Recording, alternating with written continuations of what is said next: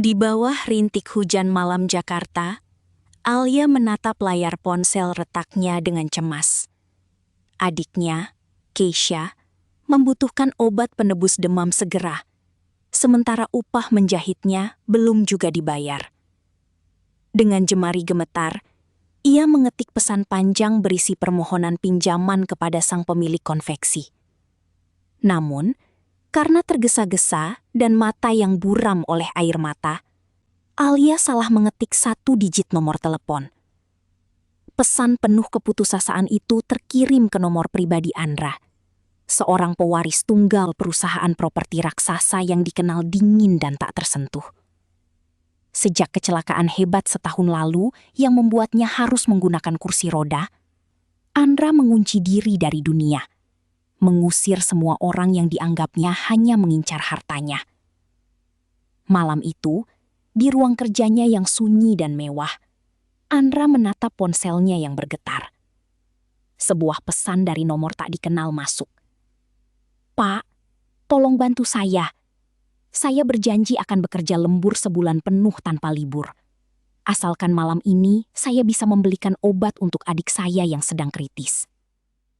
Andra mendengus sinis, mengira ini adalah modus penipuan baru. Namun, entah mengapa, kesedihan yang jujur dalam ketikan itu menembus benteng pertahanannya. Bukannya memblokir nomor tersebut, jemari Andra justru mengetik balasan singkat yang dingin. "Jika ini penipuan, kamu salah sasaran." Di seberang sana, Alia terkejut menyadari kesalahannya. Dengan tulus, ia membalas, "Maafkan saya, Pak. Saya salah mengirim pesan. Saya tidak berniat menipu. Semoga Bapak selalu sehat dan dilimpahi kebahagiaan." Kepolosan dan ketulusan doa dari orang asing itu seketika membuat dada Andra berdesir aneh. Sesuatu yang sudah lama mati di dalam hatinya tiba-tiba berdenyut kembali. Keesokan harinya, Andra mengutus asisten pribadinya untuk melacak pemilik nomor tersebut. Ia ingin tahu, apakah wanita ini benar-benar tulus atau hanya bersandiwara demi mendapatkan belas kasihan. Asisten Andra berhasil melacak identitas Alia dan kenyataan pahit hidupnya. Mengetahui bahwa kisah adiknya benar adanya, Andra memutuskan untuk melakukan eksperimen yang tak biasa. Ia menawarkan pekerjaan sebagai perawat pribadinya melalui sang asisten, tanpa pernah menyebutkan namanya sendiri. Bagi Alia, tawaran gaji yang besar itu bagaikan mukjizat dari langit. Tanpa ragu, ia menerima pekerjaan tersebut demi pengobatan adiknya. Hari pertama bekerja, Alia melangkah ke dalam mansion megah yang terasa dingin dan mati. Di sana, ia akhirnya bertemu dengan sang majikan, Andra, yang duduk kaku di atas kursi rodanya dengan tatapan tajam berbalut kepahitan. Pertemuan pertama mereka dipenuhi ketegangan. Andra sengaja bersikap sangat kasar, menuntut hal-hal yang tidak masuk akal, dan terus-menerus menguji kesabaran Alia untuk melihat kapan gadis itu akan menyerah atau menunjukkan sifat aslinya yang serakah. Namun di luar dugaan Andra, Alia tidak pernah mengeluh, apalagi membalas dengan amarah. Gadis itu melayaninya dengan kelembutan yang nyata, merapikan selimutnya dengan penuh perhatian, dan memasak makanan hangat seolah Andra adalah manusia biasa yang berharga, bukan sekedar bos yang cacat dan kaya raya.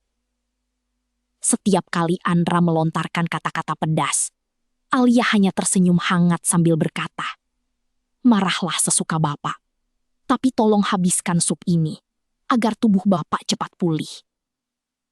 Ketulusan tanpa pamrih yang terpancar dari mata Alia perlahan-lahan meruntuhkan dinding es yang bertahun-tahun melindungi hati Andra dari kekecewaan dunia. Hingga suatu malam, sebuah rahasia besar terungkap secara tidak sengaja. Saat membersihkan laci meja kerja Andra, Alia menemukan sebuah ponsel tua yang menyala. Di layarnya, terpampang nomor WhatsApp miliknya, lengkap dengan riwayat obrolan salah kirim waktu itu. Jantung Alia berdegup kencang saat menyadari siapa pria galak di hadapannya ini. Alia berdiri terpaku menatap ponsel itu, lalu beralih menatap Andra yang baru saja masuk ke kamar. Menyadari rahasianya terbongkar, Andra memalingkan wajah dengan tegang, siap mendengar kemarahan atau tuntutan dari Alia.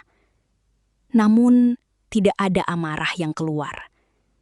Dengan langkah perlahan, Alia mendekati Andra, lalu berlutut di samping kursi rodanya. Air mata menetes di pipinya. Bukan karena kecewa, melainkan karena rasa syukur yang teramat dalam. Ternyata orang baik yang menyelamatkan adik saya malam itu adalah Anda, Pak.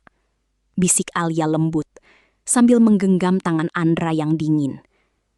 Terima kasih telah memberi saya kesempatan untuk merawat Anda. Mendengar kata-kata itu, pertahanan terakhir Andra runtuh sepenuhnya.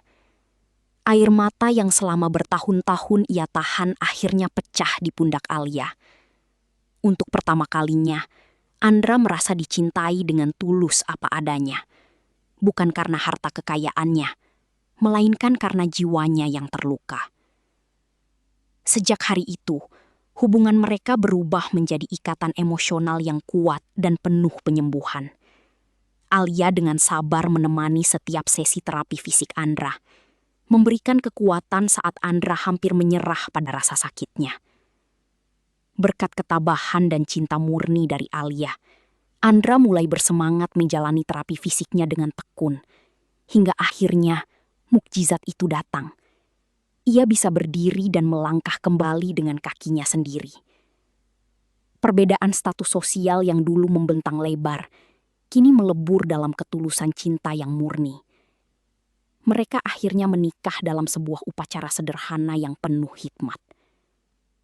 Kisah cinta tak biasa yang berawal dari sebuah kesalahan ketik itu membuktikan kepada dunia bahwa ketulusan hati selalu memiliki cara tersendiri untuk menyembuhkan luka terdalam dan mengubah takdir seseorang menjadi jauh lebih indah dari yang pernah dibayangkan.